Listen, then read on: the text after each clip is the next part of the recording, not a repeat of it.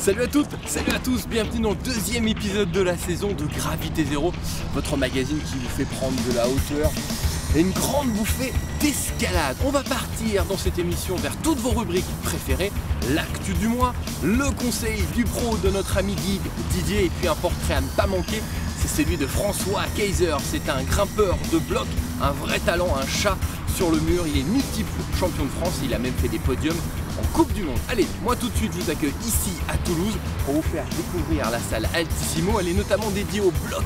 Il y a une énorme surface pour grimper en bloc. Venez voir, je vous retrouve à l'intérieur tout de suite.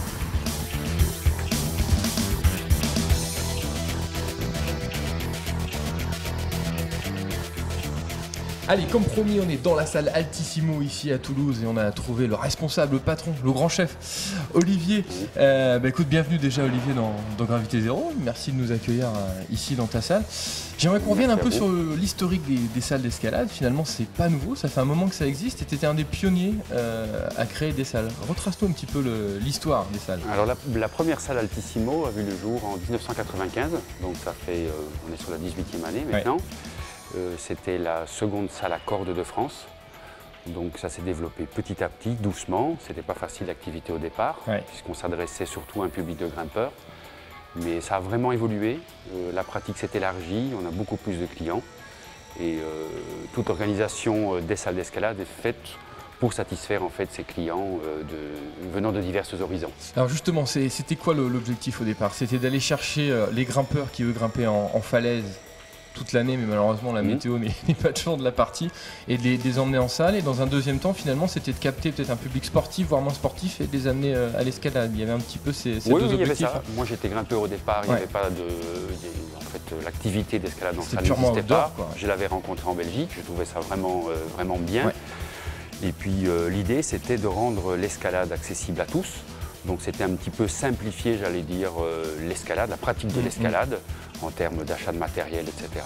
Et donc c'était dans l'idée, c'est vrai que la première ouverture, on a eu énormément de grimpeurs, puisque c'était Oui, bien sûr, c'était le public qui existait déjà. Les premiers impliqués, voilà, il existait déjà. Et puis petit à petit, on a vu une clientèle diversifiée, des cadres, en fait un peu tout le monde, des gens qui se sont intéressés à la pratique de l'escalade, un peu comme une pratique sportive à part entière, donc une pratique de l'escalade en indoor.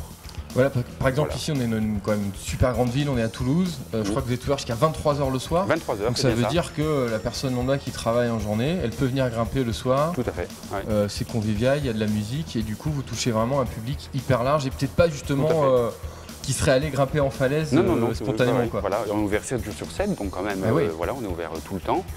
Et on le voit bien, on a une évolution de familles qui viennent le week-end, samedi, dimanche.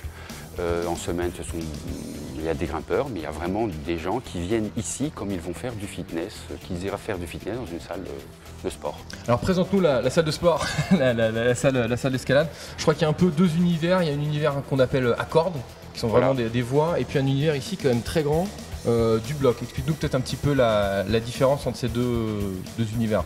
On essaye en fait de mixer les deux activités d'escalade. L'escalade de bloc est plus récente. En fait, traditionnellement, l'escalade se faisait en falaise, sur corde. Des voies, Et puis petit à petit, on a évolué vers une pratique un peu plus fun, j'allais dire, plus libre, plus libertaire, j'allais dire. On n'a pas besoin de corde, on n'a pas besoin de matos, on peut y aller. On se laisse, tout seul.